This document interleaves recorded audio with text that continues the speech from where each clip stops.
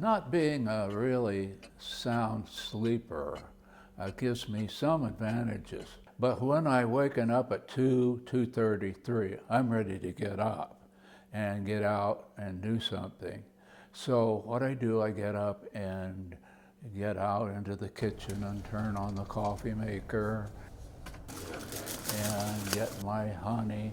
But my honey's mixed with molasses, and that's what gives me all my vital strength and energy, is my old West Virginia molasses.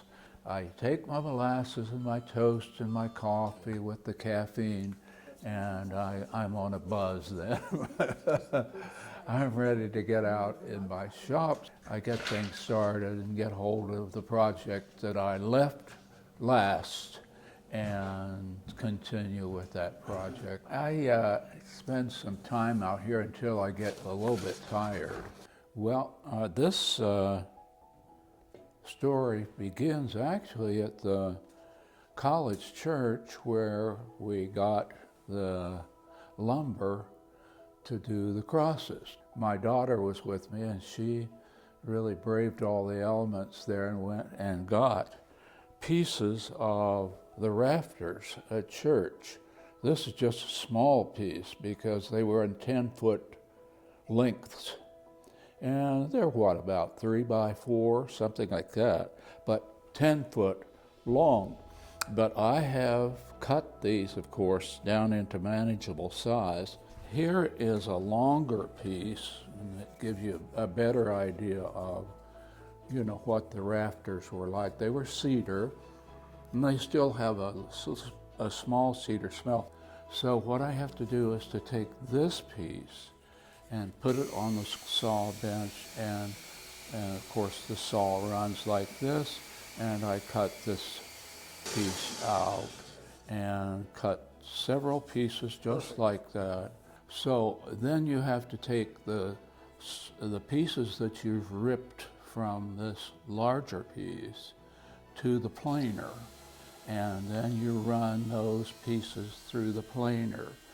And you run these through the planer until they're very smooth.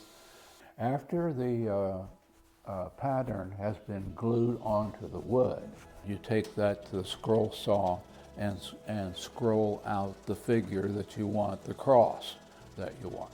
I would say that the average cross would take maybe an hour to get it cut out. Now that's just cutting it out. That's the beginning of it. From then on, you've got to sand, and if you want to stain any piece, you stain it.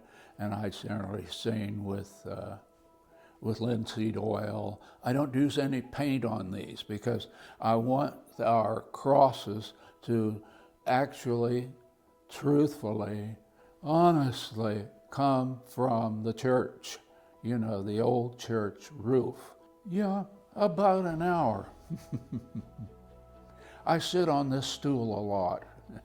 From that point on, I'm ready to make a stand for it. And then I generally glue the cross into the stand, and on the stand at the bottom will be a stamp made especially for you.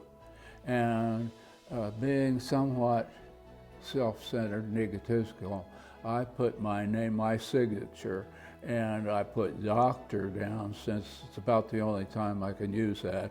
I put Dr. Jack W. Furbee, and then it's ready to take in with a whole pile of 50 or 60 crosses that are in the dining room. These nails held the rafters together. These nails make holes in the crosses. The final cross still has the nail holes. Well, I tried to keep the nail holes because I think they're somewhat sacred, Jesus having been nailed on the cross. And I tried to keep some of those nail holes, and you'll find them sometimes in the crosses. I'm generally here around about 2 hours, and that takes me to 4, 5, 6 o'clock. And by that time, I can hear, through the wall here that Donna's up. and I know that my breakfast is on the way. And Donna has made scrambled eggs for me, and scrambled eggs and toast again, and some honey and molasses again. And we go into the room and sit down so we get the up-to-date news with our coffee and toast. And Donna likes just pure honey. She won't eat any molasses. I take my coffee with me to the table in there, and I do have some of my projects in there. I don't make a mess. I always put something on Donna's table, and it's nice and warm in there.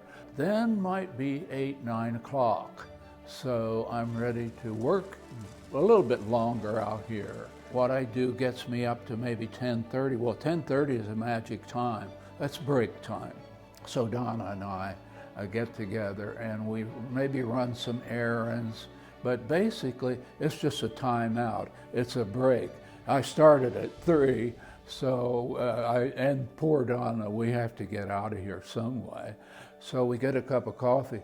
Well, what we do, we take our McDonald's coffee with a little piece of cake from home and sit in a parking lot somewhere where we can see people coming and going from the store. That's our entertainment for the day. Then I come home and it's noon, and it won't be long till it's lunchtime. Then after the lunch, I take a nap. So I take maybe an hour nap and waken up and come out again and start on the scroll saw all over again. And I don't work till I work till maybe 3 or 3:30. Now remember, that's 12 hours. I did take a nap though. A lot of breaks along the way. I was born in West Virginia. I emphasize West Virginia because sometimes you say West Virginia and people get Virginia. They don't get the West. But I like to pronounce the West Virginia. New Martinsville was the city. I was born on top of a hill.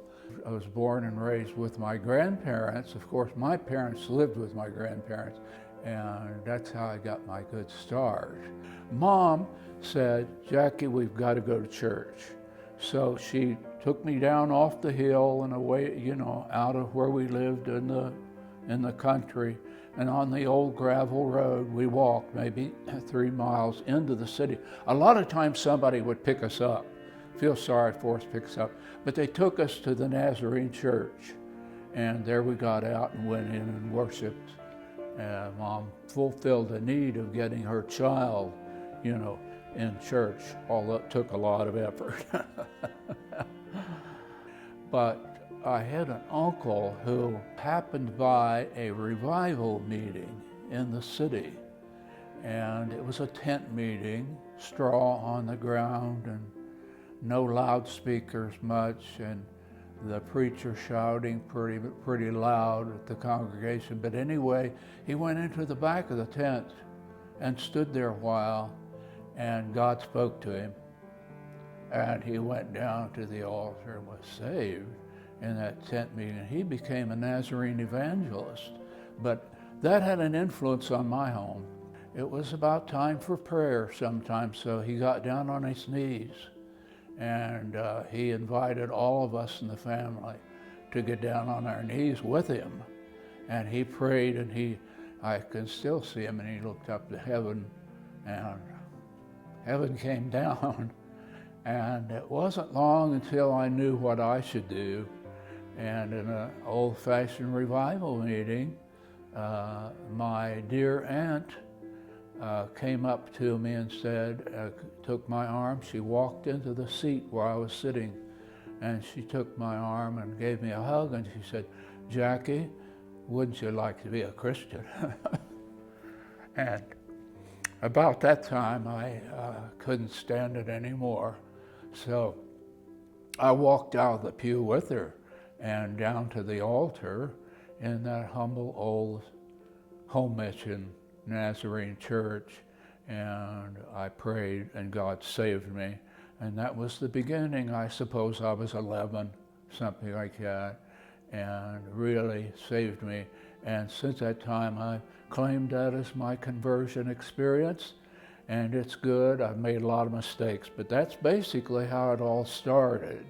After I had taught several years, and I had taught English and dramatics, speech, social studies, directed plays, and after that I got my degree in administration, school administration and counseling. So I was a counselor and an administrator for a few years, and then I said, I've got to finish another degree. So I finished my doctor's degree at West Virginia University about 70, 71. At that time, I corresponded with Dr. Reed and Dr. Snowbarger, and they said, come for an interview. So that was about 70, and I was employed in the education department at Olivet and became a beginning professor in education, taught teacher ed courses.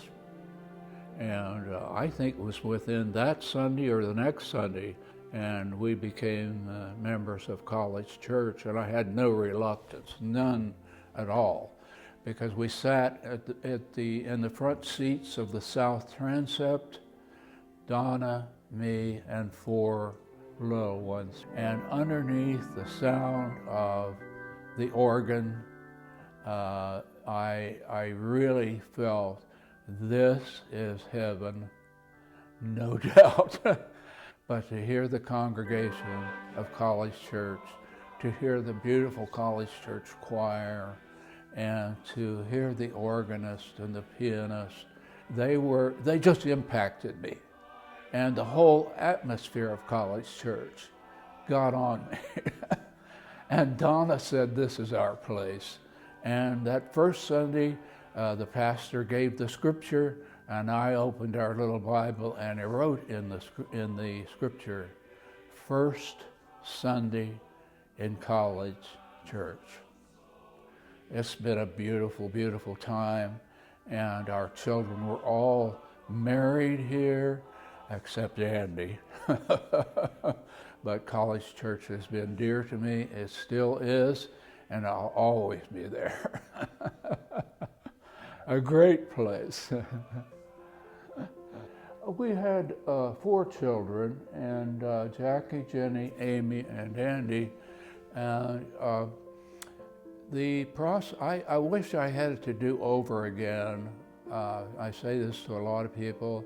I don't think I was intimate enough with faith and religion. I wish I had been more intense in that area. Pleasant, yes, but intense too. Sometimes we got into family devotions, and we got, for a while we did it, and then somehow it kind of got weak and phased out. I'm being very honest here about it, and maybe our children saw that, and I shouldn't. If I can give you any advice, it would be to maintain a consistent, pleasant, happy, positive experience with your children. It seems like my hands are falling on something kind of sacred when I put it together and produce it, especially out of the material that was in our church, on the ceiling of our church where we worshiped. And that has a spiritual significance to me. And when I plane down the material and breathe in some of the sawdust, it kind of becomes a part of me. And making the crosses, I wonder who's going to get it. I wonder if it'll mean anything to them. I wonder if it'll become a part of their Christian life and become a part of them as a person. It's not just out here doing a hobby. It's more doing something that I think might have some spiritual benefit to somebody sometime. But that's the blessing of it all, and probably that's what keeps me going at it. You know, a lot of times people say, oh, I'm going to get off on something else. You know, there's a lot of other things I could do. But this is the thing that blesses me now. And I think whatever you do with your machinery and everything, you've got to be blessed by what you're doing. And God does bless me. And I say that humbly. And I say that with great gratitude. And it's just a part of me.